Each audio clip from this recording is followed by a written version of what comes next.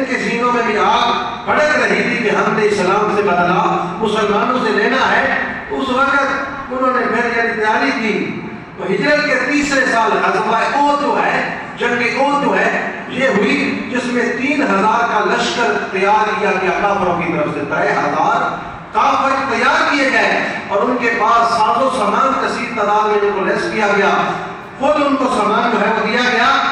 تو احد کی طرف وہ روانہ ہوئے اور ان 3000 کا مقابلہ کرنے کے لیے مسلمان 700 جا رہے ہیں۔ کتنے جا رہے ہیں؟ 700 مسلمان جا رہے ہیں۔ تو جب یہ میدان احد میں یہ بھی گئے اور وہ بھی 3000 اور یہ جنگ شروع ہوئی، تو اس جنگ میں مسلمان لڑے اور یہ جنگ بڑی سخت ترین تھی۔ اور حضور نبی پاک صلی اللہ علیہ وسلم نے کچھ صحابہ کے کچھ جگہوں پہ ڈیوٹیاں لگائی کہ جنگ فتح بھی ہو جائے تو یہ آپ نے جگہ چھوڑنی نہیں ہے، لیکن جنگ فتح ہو گئی، وہ صحابی کو جو ہے انہوں نے وہ جگہ چھوڑ دی اور اس کا نقصان یہ ہوا کہ ہر طرف افراتفری مچ گئی اور مسلمان بہت زیادہ تعداد میں اس جنگ میں شہید ہو گئے۔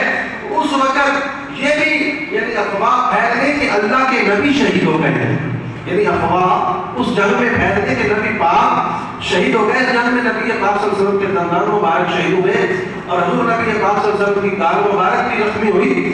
تو یہ افواہ جب پھیلی کہ اب حضور شہید ہو گئے، پھر بعض صحابہ کی کیفیت حالت ایسے بن گئی جو بیان کرنا ناممکن ہے کہ جب حضور ہی نہیں رہے، اب جب جہان ہی میں جائے، اب ہمارے جینے کا کیا فائدہ؟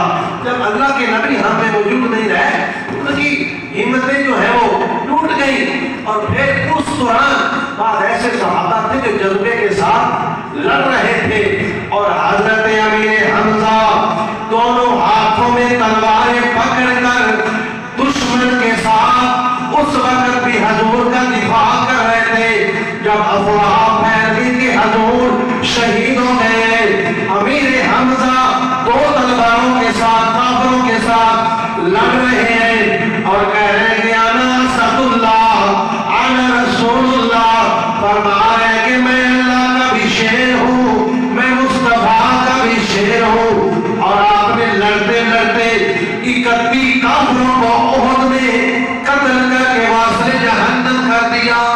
حضرت سیدنا امیر حمزہ رضی اللہ تعالی عنہ تو آپ اس غزوہ میں شہید ہوئے اور اس غزوہ میں ایک بہت بڑی آزمائش تھی، ہمدان تھا، اور جن صحابہ کرام رضی اللہ تعالی